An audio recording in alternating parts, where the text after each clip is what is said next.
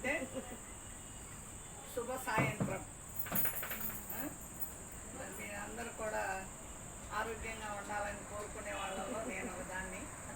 కాకపోతే నిన్న ఒకటి ఫంక్షన్ ఉండే, అంటే అది సేఫ్ మదర్హుడ్, అంటే ఆడపిల్ల పుట్టినప్పటి నుంచి ఎదగనియాలి. వాళ్ళకి ఎన్నో సాధక బాధకాలు ఉంటాయి. వాళ్ళని చదువుకోవడానికి మనం అందరం కూడా కృషి చేయాలి.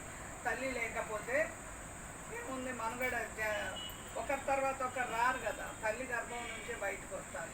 కాబట్టి ఆడపిల్లని చదువుకోనియాలి, ఎదగనియాలి అనేటువంటి అంశం పైన నిన్న ఒక మీటింగ్ జరిగేది ఉండే. నా ఆరోగ్యం బాగలేక చేయలేకపోయా.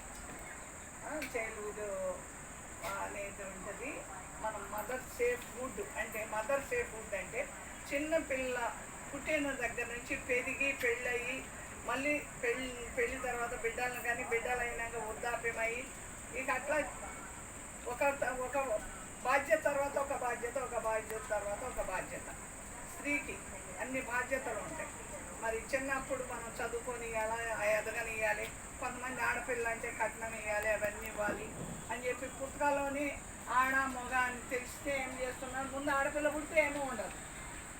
రెండవ కాన్పులో పోయి చేయించుకుని స్కానింగ్లు వచ్చినాయి మన అదృష్టంతో, అవి చేయించుకుని చూసి ఆడపిల్ల అని డాక్టర్ చెప్పగానే తీసేయించుకుంటున్నారు.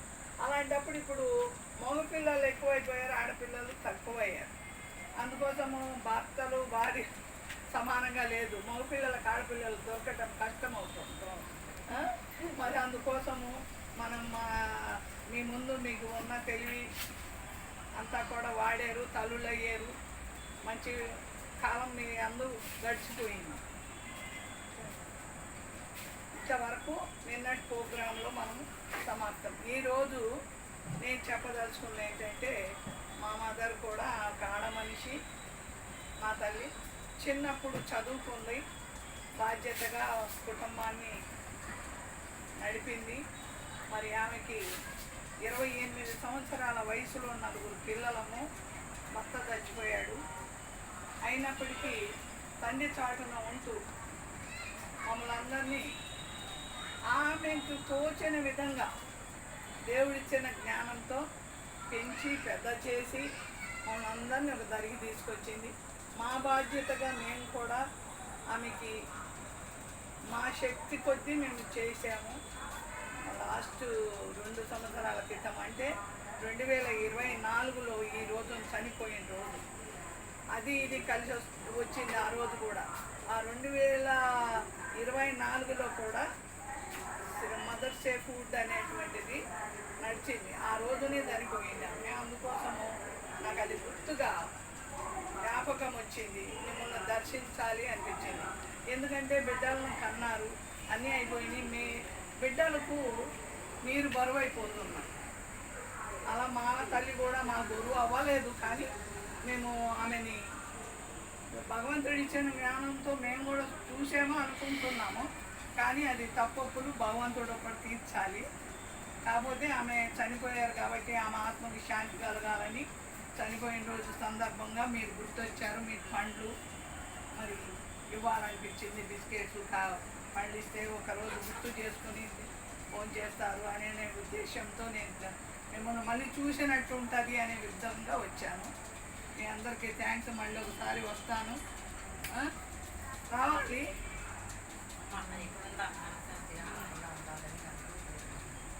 రావాలి.